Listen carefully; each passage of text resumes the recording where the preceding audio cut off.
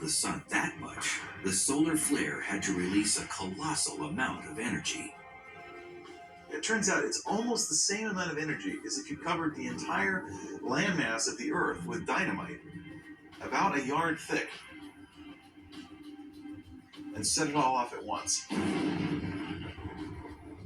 So these explosions are not small.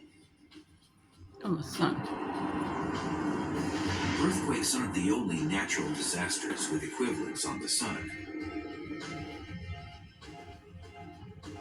A flare can also kick off a solar tsunami, as waves of plasma in the sun's atmosphere rocket out at 700,000 miles per hour, spreading around the entire face of the star in a matter of hours.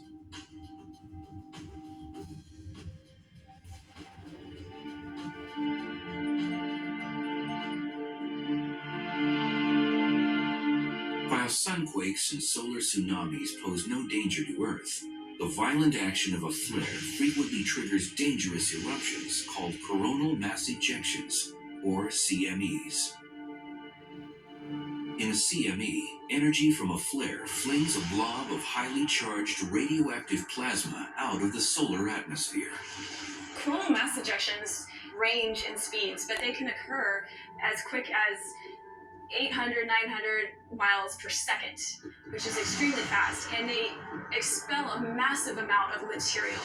It can be the same amount of mass as, say, Mount Everest coming out from the sun and flying out into space.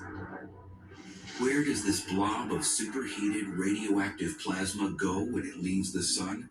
Sometimes it sails out harmlessly into space. Other times, it may head closer to home. Coronal mass ejections from the sun are perhaps the most dangerous threat you've never heard of. Also known as solar storms, they hurl large masses of supercharged particles across 93 million miles of space.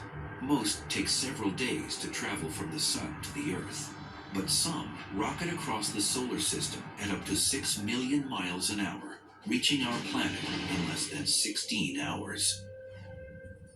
These storms can induce currents in the outer atmosphere, knocking out satellites and cross-country power grids, and carry the potential to wreak just as much havoc on our infrastructure as a hurricane or tornado. But who on Earth is keeping an eye on these potentially hazardous cosmic blasts?